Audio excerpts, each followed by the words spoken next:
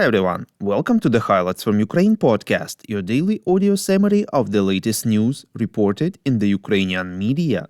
My name is Artem, and here is the news. For 829 days, Ukraine stands strong against the forces of the Russian invasion.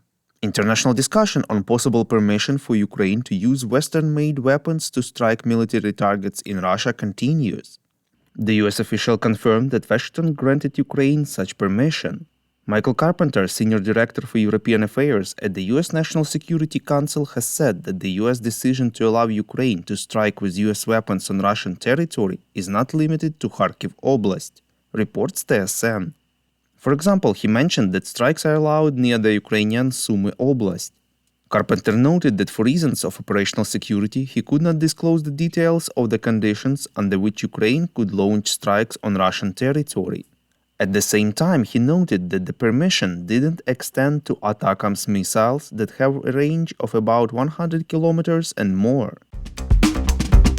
Russia attacked Ukraine with missiles and drones on the night of 31st of May and 1st of June. The air defense troops managed to down 35 out of 53 missiles and 46 out of 47 Shahed drones launched by Russia.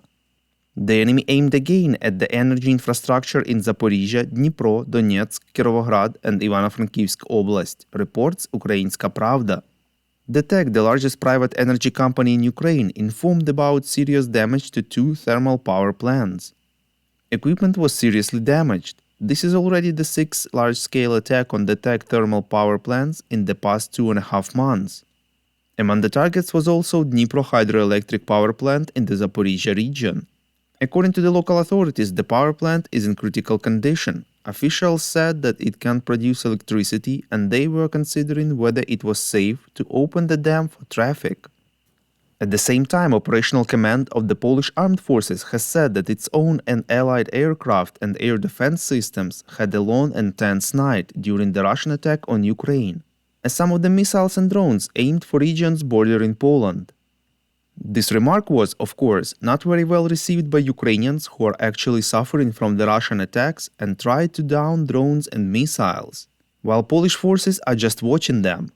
After the attack, President Volodymyr Zelensky said that partners know exactly how to protect Ukraine's skies. In particular, additional Patriot and other modern air defense systems, accelerating and expanding the delivery of F-16s to Ukraine, providing Ukrainian warriors with all the necessary capabilities. We would really appreciate if you could rate us ideally with 5 stars and leave a glowing review in the app where you are listening to this podcast, Google Podcast, Apple Podcast, Spotify and others. This really helps more people to find out about the podcast and truth about Russia's invasion of Ukraine.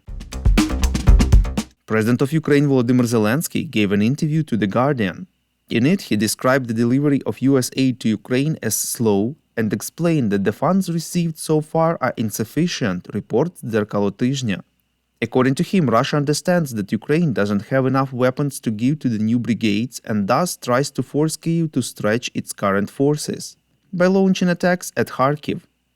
Quote, if enough supplies arrived, we would have staffed the brigades, we would not have been withdrawing our forces from Donbass, and we could have retaliated with long-range capabilities in Kharkiv Oblast, unquote, said the head of state. Zelensky admitted that the amount allocated by the US Congress is large and that it is simple and fast to equip the brigades, but the West lacks this speed. Commenting on a possibility of turning the current war into a frozen conflict, the president stressed that it was still a war, reports LBUA. And only Russia will win from such a pause, as they have a shortage of skilled soldiers, artillery shells and missiles. Quote, as a result, this pause will benefit them, not us.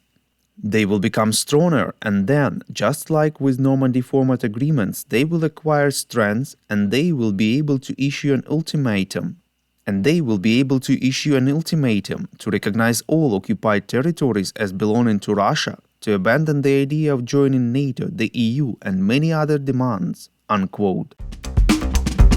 Thank you for listening to the Highlights from Ukraine podcast. We're a commercial initiative of just 2 people, and we need your help to grow. Share information about the podcast, rate us in the app, subscribe to our Patreon. With your support, we are getting better. We call on you to demand from governments of your countries to impose the toughest sanctions possible on Russia and its citizens to stop their invasion of Ukraine.